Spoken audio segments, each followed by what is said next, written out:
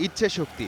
হেজলুল ইসলামের এই সাইকেলের চাকা দুটিকে এই সমতল ভূমি থেকে নিয়ে গিয়েছিল পৃথিবীর সবচেয়ে উঁচু সড়ক।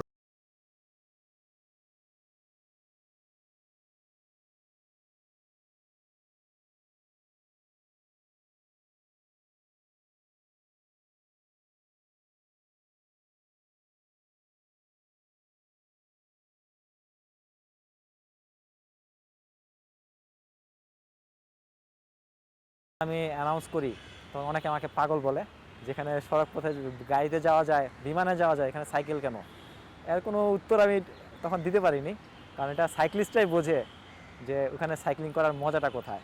হয়তো আপনি গাড়িতে যাবেন, দেখবেন, চলে আসবেন অল্প দিনে, কিন্তু সাইকেলের থেকে প্রকৃতিটাকে এনজয় করা যে একটা মজা, সেটা অন্যরকম, না গেলে বোঝানোর মতো না।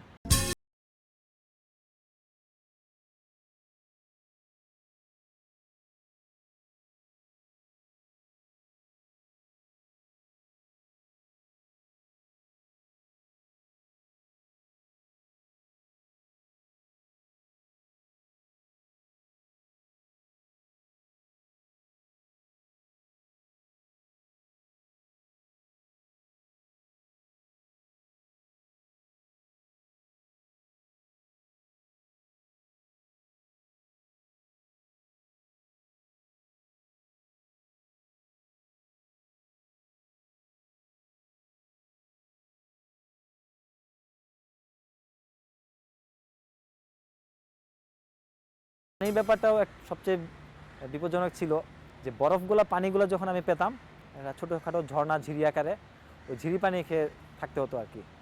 আমার কাছে কিছু বোতল ছিল যেগুলো কিনে সবসময় আমি রিফিল করে রাখতাম, কিন্তু কয়টা বোতল আমি ক্যারি করবো? একে তো আমি উচ্চতা উঠতেছি, সেক্ষেত্রে আমার 2 লিটার পানির বোতলও মনে হয় যেন 10 লিটার হয়ে গেছে ওয়েটের কারণে। তো বোতলে সবসময় পানি রিজার্ভও করা যেত না। একটা সার্টেন লেভেলে দেখা যায় যে বরফ শুরু হয়ে যায়, তখন আর বরফ গলা পানি পাওয়া যায় না। তো সেই রকম সিচুয়েশনে আমি 2 দিন বরফ চুষে চুষেই খেয়ে ফেলছি।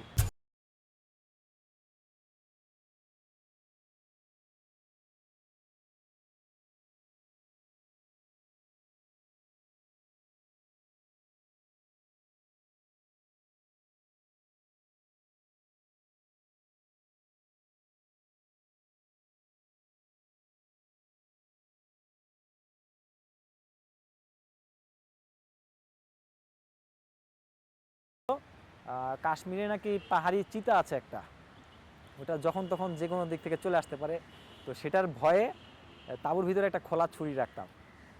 আমাকে যদি হামলা করতে আসে, আগে আমার তাঁবুটাকে ছিঁড়তে হবে, ততক্ষণে আমার ঘুম ভেঙে যাবে। তো ঘুমানোর সময় পাশেই ছুরিটা নিয়ে ঘুমাতাম।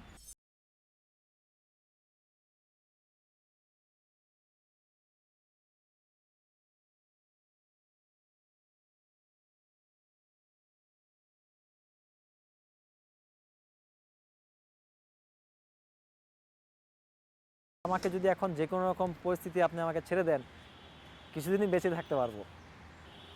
কাইন্ড অফ, আপনি আমাকে ছেড়ে দিলেন যে আজকে এখান দিয়ে তোমাকে যেতে হবে, আগামী 1 সপ্তাহ তোমার কোনো খাবার সাপ্লাই থাকবে না, কোনো রকম সিকিউরিটি থাকবে না, মেডিসিন থাকবে না, লোকজন থাকবে না, আমি কনফিডেন্সের সাথে আমি এখানে সার্ভাইভ করে আসতে পারবো।